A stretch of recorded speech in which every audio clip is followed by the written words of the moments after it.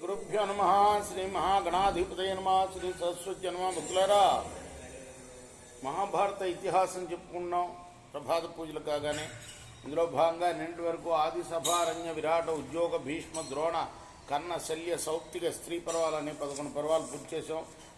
12వదైన శాంతి పర్వంలో కూడా 133 అధ్యాయాలు చెప్పుకున్నాం. ఈ రోజున 134 అధ్యాయాన్ని చెప్పుకునే ముందు వ్యాస భగవాను ప్రార్థన చేసుకుందాం. వ్యాసాయ విష్ణురూపాయ వ్యాసరూపాయ విష్ణవే నమో వై బ్రహ్మనిధయే వాసిష్ఠాయ నమో నమః. నారాయణం నమస్కృత్య నరం చైవ నరోత్తమం దేవీం సరస్వతిం వ్యాసం తతో జయముదీరయేత్. సమర్థ గురు సాయినాథ్ మహారాజ్ की जय.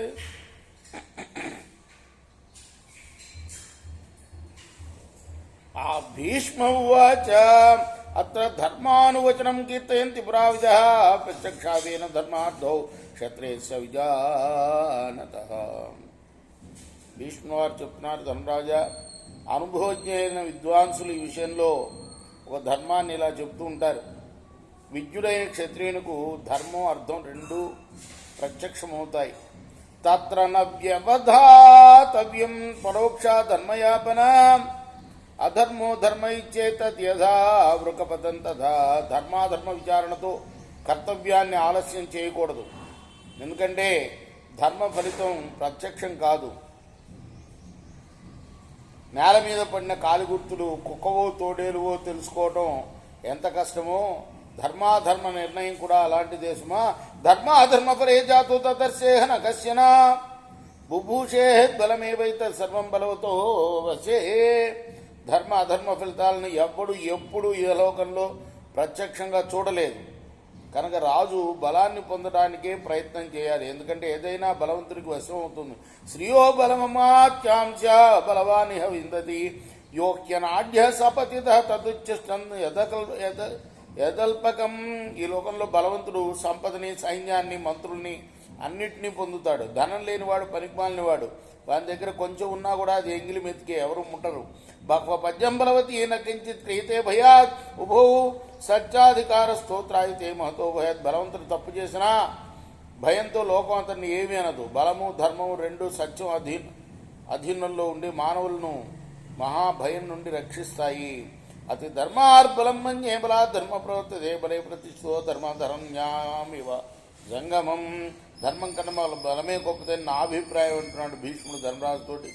బలంతోనే ధర్మం నిలబడుతుంది. నేల మీద జీవులు నిలబడినట్లు బలం మీదనే ధర్మం నిలబడుతుంది. ధూమో వాయురివా వచే బలం ధర్మో అనువర్తతే అని ఈశ్వరో బలే ధర్మో ధృమే వల్లీవ సంస్కృతే. గాలితో పాటు తిరిగే పొగలాగా ధర్మం బలాన్ని అనుసరిస్తుంది.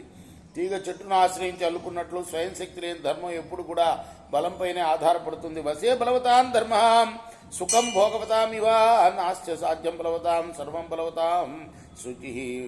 భోగ సామాగ్రిల సంపన్నుల అధీనంలో సుఖం ఉన్నట్లే బలవంతుల అధీనంలో ధర్మం ఉంటుంది. బలవంతులకు అసాధ్యం లేదు.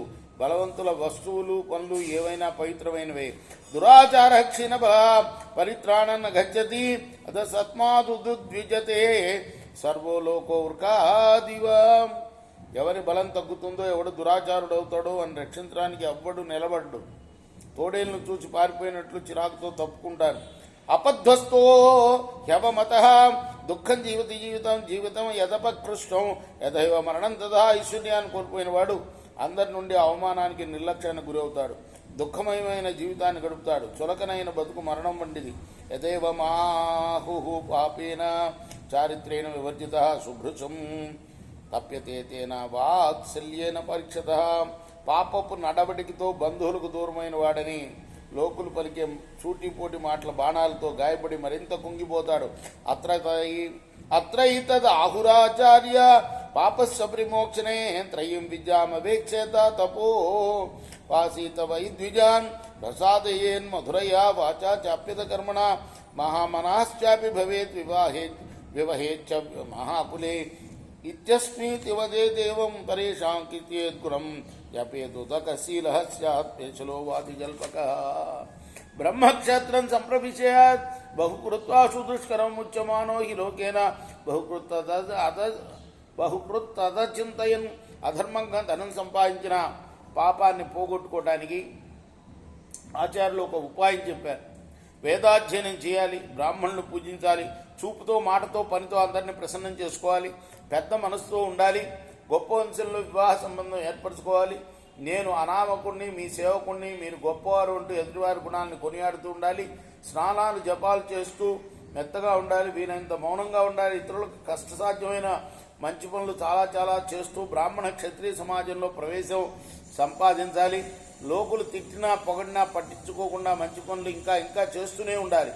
అపాపో హ్యావమాచార క్షిప్రం బహుమతో భవే సుకర్ణ చిత్రం భుంజిత కృతేన ఐకేన గోపయే లోకే చ లభతే పూజాం పరత్రేహ మహత్ఫలం. ఇలా చేసినవాడు పాపరహితుడై త్వరలో ప్రయామానాన్ని పొందుతాడు, అనేక విధాల సుఖాలను అనుభవిస్తాడు. అతడు చేసిన మంచి పని అతన్ని కాపాడుతుంది, లోకంలో అందరి మన్ననలు అందుకుంటాడు, ఇహంలో పరంలో గొప్ప ఫలాన్ని పొందుతాడు. ఇది శ్రీ మహాభారతే శాంతి పర్వణి ఆపద్ధర్మ పర్వణి చతుస్త్రింశతాధిక శతమోధ్యాయ. ఇది మహాభారత ఇతిహాసంలోని శాంతి పర్వంలోని 134వ అధ్యాయం. రేపు 135వ అధ్యాయం ప్రారంభం చేద్దాం. కృష్ణార్పణమస్తు, సాయి కృష్ణార్పణమస్తు.